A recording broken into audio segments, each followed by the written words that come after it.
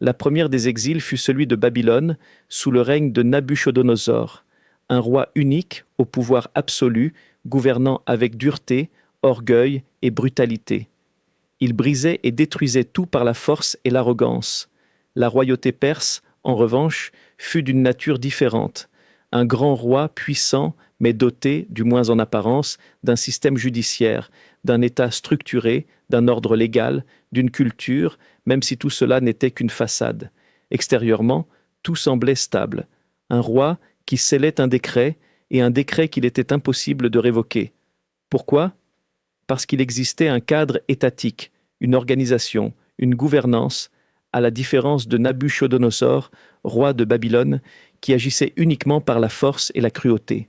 Assuérus faisait certes tout ce qui lui plaisait, mais il existait une structure de pouvoir, un système légal, une organisation extérieure fonctionnelle.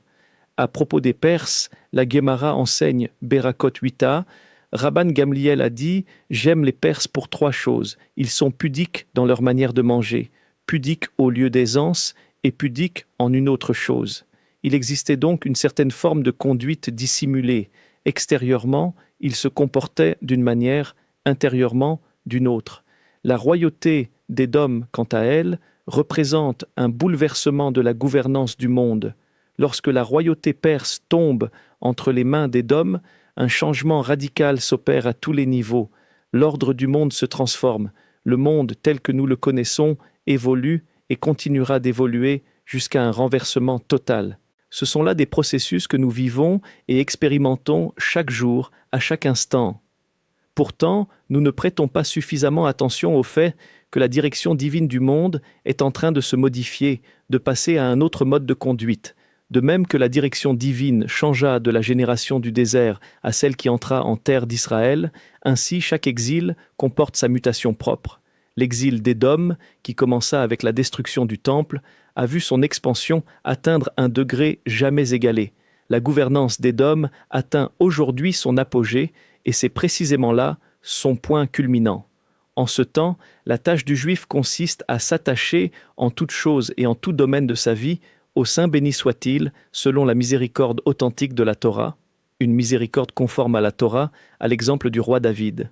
Lorsque David décida de recenser Israël, il dit à Joab « Parcours donc toutes les tribus d'Israël, de Dan à Beersheva, et recense le peuple, afin que je connaisse son nombre. » Joab remit au roi le total, 800 000 hommes vaillants, tirant l'épée, et 500 000 hommes de Juda. Mais le cœur de David le frappa après ce dénombrement, et il dit à l'Éternel « J'ai gravement fauté en agissant ainsi. Maintenant, Éternel, pardonne la faute de ton serviteur, car j'ai agi avec une grande folie. » Et une plaie frappa le peuple. Pourquoi une telle épidémie ? Après tout, il était roi et voulait connaître l'effectif de son armée, parce que le recensement devait se faire selon les règles fixées par Dieu. Compter individuellement expose au jugement rigoureux. Lorsque chacun est isolé, la rigueur s'intensifie. Mais lorsque l'ensemble est uni, la miséricorde prévaut. C'est pourquoi on donnait le demi-cycle. Le recensement se faisait alors selon la voie divine, sans individualisation directe, sans rigueur. Ainsi, en toute chose, si nous nous appuyons sur la Torah sainte, nous bénéficions du salut, de la force du mérite, de l'alliance des patriarches.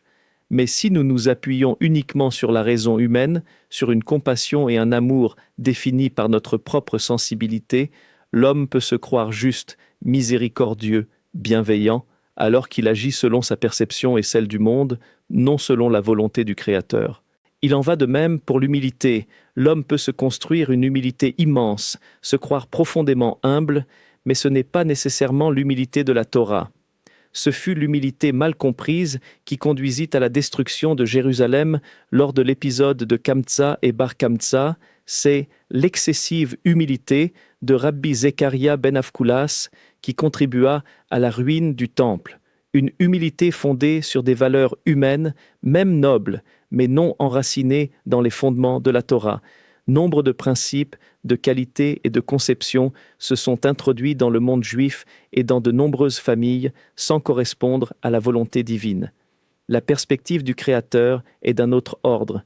Nous le voyons chez le roi David. Lorsque le roi Saül le poursuivait pour le tuer, David eut 2 occasions de le mettre à mort. Une première fois, dans la caverne où Saül entra sans savoir que David s'y trouvait, David se contenta de couper un pan de son manteau.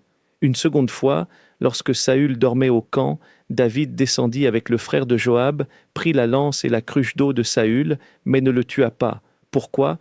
Parce que David savait que Saül était loin de l'Éternel. Même si les règles du poursuivant pouvaient sembler s'appliquer, il ne pouvait lever la main contre celui que Dieu avait oint. La véritable vision, celle qui se fait à travers les lunettes de la Torah, est fondamentalement différente. En ces jours de transformation mondiale, d'ordre nouveau, celui qui ne saura pas comprendre et intérioriser ces changements souffrira doublement. Il nous faut vivre la parole divine dans la pureté et dans une perception authentique, nous appuyer sur des arbres puissants, élevés et solides. Car l'exil d'Édom atteint sa plénitude, plus encore qu'à l'époque de la destruction du temple par les Romains. La destruction ne commence pas nécessairement par la guerre, elle commence dans la voie de l'homme, dans la confusion de l'esprit, dans un monde apparemment puissant et séduisant qui conduit au doute et à la construction de mondes intérieurs dangereux. Qui est sage? Celui qui voit ce qui naît. Que le Saint béni soit-il protège le peuple d'Israël et que nous méritions la délivrance complète, semblable à celle de la sortie d'Égypte, non une délivrance partielle, mais la réparation parfaite et achevée.